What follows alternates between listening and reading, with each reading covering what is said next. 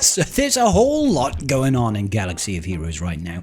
One of the questions that's on people's mind is, Scribbles, CG in their recent update has nerfed Satil Shan so that, you know, they're giving back most of the... I don't know why. They'll put it back to Relic 1, not like have everything back. You just get all your, you know, signal data investment and your Relic material investment to Relic 1 back, okay? And they're asking, should I reinvest? Is it worth it? Let's talk about why they did this. Was there any real reason to do it? And should you reinvest in Satil Shan? Cool. And here we are, ladies and gentlemen. Post from me just a couple of days ago talking about Satil, alright? So they're saying the team investigated Satil's interaction with Galactic Legend Rey, who is just, she just absolutely loves to take any powerful light side unit and just be like, yoink, I'll have some of that, please. Throw her in with Ezra Bridger Exile and Cal Kestis and Satil Shan, and all of a sudden, apparently you've got a monstrous team that they don't want. With tomorrow's update, apparently they're saying we will be resetting Satil's level that allows you to reinvest if you want. What they did is they took her back to Relic 1, okay? This isn't really so much of a bad thing. The adjustments that they made, essentially, was all the good juicy business. They've basically locked that behind all allies being Old Republic. And I can see the two sides of the coin for this particular interaction, right? You're like, on the one hand, we want Satil to be a leader for the Old Republic. We want her to be there because otherwise there was very little point in releasing her, right? On the other hand, it does kind of kill theory crafting just a little bit, all right? Now, in my personal opinion, I don't really care if Satil works well with Rey. I'll straight up, that team would not break the game. It genuinely wouldn't. Trust fam, like, we would figure it out. We would figure out a way around it. She doesn't have amazing synergy with GL Rey. There would be a team that annihilates it, right? We'd probably figure out some way of using C to sap her protection or something like that, right? And nerf her. You know, some old version of C, like C with Armorer and GBA and Thrawn and something, right? To get around it somehow, just build up a load of mastery and sap all of it. We would figure something out, right? Did it really need to be fixed? I don't think so. I think it's more about CG wanting it to be with an Old Republic team, okay? Also, you can make an argument that they didn't change Ezra's interaction, and Ezra now frequently gets pulled away from GL Ahsoka Tano to go and work with GL Rey, or even sometimes JML or JMK, because he's just that good, right? And that's a bit of an issue as well, but they don't want to correct that one, and we don't know why. So it's just kind of like half a dozen of one and, you know, 6 of the other. I was trying to remember the terminology there. But anyway, not a big deal, right? Not a big deal. Essentially, all of the fun stuff is now locked behind using a full team of Old Republic. Fine. It's fine. As you can see, both of these, so you can't do the TM reduction or TM limiting, so nobody can gain their bonus TMs. You can't do the massive damage as well. All this sort of good business. She just needs a full Old Republic team. Now, that being said, with all of this being in place, I still think that Satil Shan is a really, really good unit and absolutely deserves to go right back up to wherever you had her. Throw all 3 Omicrons on her, take her up to whatever relic level you had before. Whether it was relic 7, 8, 9, right? 10 even. Some people did 10, right? I personally, 10 was a bit rich for me. I'm saving it because we need a whole host of signal data coming up for this current era's characters to try and get ready for the next set of era battles. I love me those era battle rewards, so I want to try and get those if I can. That means I don't really want to be R10ing my Satil just yet. The reason I think she is still worthwhile is right now she is a solid counter to Starkiller. Okay, Starkiller with Maul, with Stranger, she is a really good team for that. She's also just absolutely dominant in so many game modes. She doesn't work particularly well on defense. That's not necessarily a massive problem in my book. Not many teams are really, really good on defense, okay? She has a few flaws that really just break her. And I feel like that's okay. No team should be insurmountable on defense. If they have a particular weakness, in Satil's case, it's 1, she needs to taunt, 2, she needs to rely heavily on protection. So units that sap away her protection, like Great Mothers, kind of ruin her. Units that prevent her from being able to taunt, like Treya, also kind of ruin her. things that do a little bit of both, you know, like C, throwing him there. He picks her apart really, really well, right? And this may well all change when it comes to 5v5. This is the first time we're going to be using her, really, in 5v5. So I also think that we're probably going to see some additional Datacrons or FTCs that might work with her particularly well. So I do think that she's still very, very much worthwhile investing in. I think, though, in my opinion, the broader picture is this kind of exemplifies, which is such a great word, right? That's like, God damn, Scribe, you're getting fancy with them words now. It exemplifies one of the issues that I currently have with GAC. The reason we oftentimes consolidate power into these big monstrous teams that have got like, you know, multiple conquest units and stuff like that. I don't know if I've actually got any over here. I probably don't. I've got my drink bottle in the way at the moment. But, you know, thinking about a team like Rey, you know, having Rey with Ben Solo and Ezra Bridger Exile, and then also imagine throwing Satil Shan in there, and then having, I don't know, like Cal Kestis or something like that.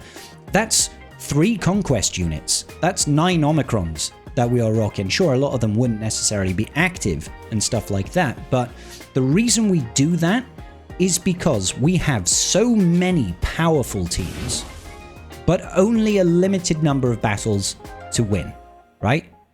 So we've only got 11 combats in 5v5 GAC at Kyber, right? So there are 11 teams that we need to defeat, which means we need at least 11 teams on offense. But if you look at the sheer volume of powerful teams that we have, we have got dozens and dozens of powerful teams with Datacrons that then elevate how good those teams are, taking mediocre teams up into GL killers, right? It means we don't care about having multiple teams that are slightly weaker. It makes more sense for us to just consolidate really strong teams together, to make them particularly hard to hopefully get a hold, because GAC ultimately in endgame, it's all about trying to get holds, right? It's about trying to get holds, making your opponent bleed banners, making your opponent drop banners. So we don't care about having necessarily another team that's going to win on offense. Instead, we would try and find the teams that we can consolidate all this bits of power to make them one Franken monster of a team that's going to get a hold. I think if CG were to address GAC in a better manner, so that we have more viability for multiple teams on defense and stuff like that that are powerful. We still have, it's not that we don't have power for multiple teams on defense. We do. It's just there aren't enough slots for us to really create a large enough issue here. We don't. And it's only going to get worse with time. It's only going to get worse with time because we're going to get more and more teams that are powerful, more and more teams that kill Galactic Legends. This is part of my bone of contention with Galactic Legends in the game right now is we've got 10 Galactic Legends in the game. 10. So we can nearly do a full defense of Galactic Legends and it almost doesn't matter because we have so many more teams that will one-shot a GL on defense, right? GLs don't matter enough in a defensive context. They don't, because they're still just going to die, right? We could nearly set an entire wall of defense and our opponents could do the same and both players could potentially still clear. I'm not saying that's necessarily a problem, but it's kind of a problem because we need to find a way of making it matter a little bit more, right? Which is why we're going to keep on picking it apart. So CG could have left it with that additional synergy. And if we had more teams on defense or a different way to add power to our defense through things like platoons, which has kind of been my suggestion, you know, so you could have a platoon for a zone that increases power or gives various benefits to the team in that zone, right? But it sacrifices that unit. You can't use them on offense or on defense because they've been platooned. It lets you use those excess teams without necessarily increasing the number of battles that we have on the field, right? And obviously there would be a hell of a lot more nuance that would go into that to make that matter. But that's not the case right now. And until CG addresses that issue of GAC and Territory War, I think that we are always going to have this problem where we're going to try and consolidate power where we can, at least in the end game, right? Now, I do think that it should have been left alone. I don't think it was a big enough deal to warrant changing things and getting rid of a little bit of player agency, but I also don't think it is the biggest deal in the world. I wouldn't have set Satil with Rey anyway, I don't think. Unless there was a really particularly gnarly combo that worked with her. But You know, because the thing is, I heard a lot of people talking about, you know, throwing Wat Tambor in the team. So you have like Ray, Ezra Bridger Exile, Ben, Wat Tambor, and Satil. So you could put the tank tech on Satil. But then if you've not got a full light side team, you break a lot of Ben. And then Ben doesn't become as valuable in that team, and you actually weaken it in that respect, right? Whether or not that is a worthy trade-off, I don't know. If you keep it with Cal, then Satil doesn't taunt, you need a way for it to taunt. And, you know, this is why I didn't think it was really that big of an issue. CG obviously found an issue. I haven't actually done any testing. Maybe it is an actual big issue and they really needed to do it. I don't know. I'm just thinking my gut feeling here. Gut feeling. They're often wrong. Next up, we have actually had an update to the Maul event. Now, is this indicative that Maul is coming back? Probably. I very much was in the camp of it's going to take at least 6 months for Maul to come back, partly because of the release cadence of the units, right? We haven't even got all the characters, as we're still waiting on Darth Vader Dual End. He should be coming out 2 weeks' time to be farmable. So I figured, based on that and the language that CG used when they talked about when Maul would come back was a significant amount of time, and 3 months isn't significant. It's the normal amount of time. So we are just over 3 months now. We are 3 months and a week since Maul first appeared. Maybe he's going to appear at the end of this era and be available. Couple of things. The requirements are the marquees. I don't think that's a surprise to anybody. And they're all at Relic 6. Now, I thought it was going to be Relic 5 because when you look at the journey guide, pretty much everything else here is Relic 5, right? The bottom row are old units. They don't require relics, really. Middle row, all of this is R5 requirements. Mace is R5 requirements. So all of these are R5. Maul is just R6. And I imagine when Cassian comes to the game, he'll probably be R6 or Relic 7 for his requirements, right? The other thing that has been confirmed on this, tiers 1 and 2, you are no longer going to get those lightspeed tokens. We all assumed that would be the case because a bunch of those rewards on those first 2 tiers were error leveling mats anyway. They're not going to give us the lightspeed tokens. Those lightspeed tokens are supposed to be a reward for people investing in the new stuff straight away. That's the way that I've seen it, right? And it's pretty low-hanging fruit, right? The 4-star, even my free-to-play got. My free-to-play is close to getting a 5-star unlock of Cassian right now. I just need a couple more crystals to get the last couple of units up to 5 stars, and it'll get all of those rewards, lightspeed tokens, right? If you are a late-game player that is free-to-play but does well in GAC and does well in Fleet Arena and stuff like that, you could easily get a 5-star unlock. If you are a mini whale that is sort of dabbling, maybe you get the episode pass, which is the best way of getting it, by the way. You could easily get the 5-star unlock, right? And that gives you those lightspeed tokens. That is a 100% massive value add to your account, depending on how big your account is. No surprise that they've stripped that away from the journey guide now.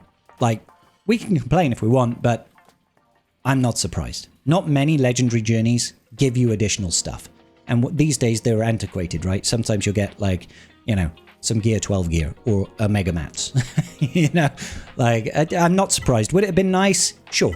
It would have been lovely if they didn't give it. But I think what CG is trying to say is invest in the new stuff straight away and you get rewarded for it. Go for it, right? Go for it.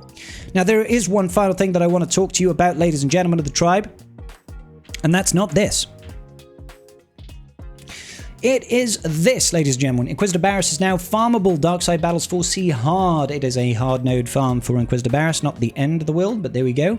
Fragmented signal data and incomplete signal data have now moved into guild events. Personally, I still think these are a little pricey. I think they are a little pricey. If we go to the guild events store over here, you've got incomplete signal data. For 20 incomplete, it costs 2,000 Mark III get currency. That's kind of pricey. That's kind of pricey. 2,000 Mark III. You know, you could get quite a lot. You could get like 30 plus Chirotech.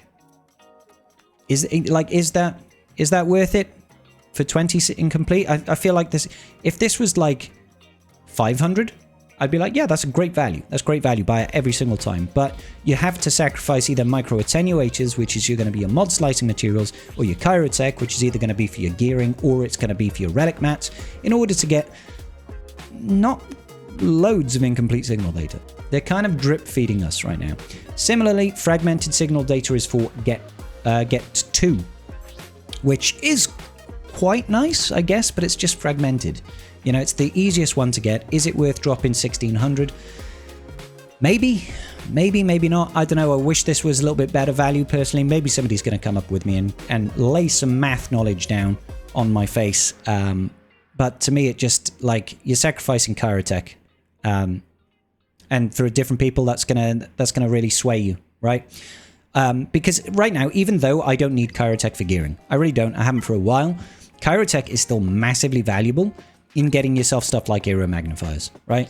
Breaking down your Xaereth to get aero magnifiers, breaking down your Xaereth potentially to get droid brains.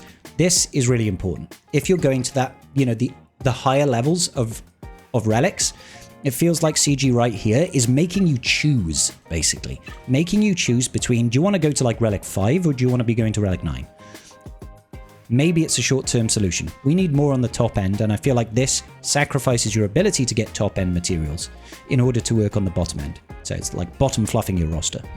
There's probably a very, very deliberate thing by CG, but who knows? A couple of other things then, Tribe. We have got a load of fixes for Forlom and Zuckus, which is great. Acolytes apparently would not gain bonus turns in 3v3 GAC. They will now, which is terrifying, I guess. And this one's nice. Fixed an issue where Hu Yang was only hitting once with Special 1. This has been in the game since release, Tribe, since release. So we've had Hu Yang, and on his Special 1, he is supposed to do instances of damage based on the number of exiled units or light side droids, I want to say, that existed at the start of battle, and he just wasn't doing it. In a GL Ahsoka team, he wasn't hitting like 5 times, and apparently he does now. I haven't tested it, but apparently he does. So GLAT team, after a year and a half nearly, is finally getting a little bit better. So who knows how that's going to impact long term, but I like it. Bug fix is a bug fix is a bug fix. I like it. And that, ladies and gentlemen, is going to about do it for today's video. Let me know if you were interested in any of the information discussed today. Have you reinvested in your Satil? Are you bold like me? Are you going to have a nice weekend? I do hope so. I will see you all in the very next video. Peace out. May the Force be with you.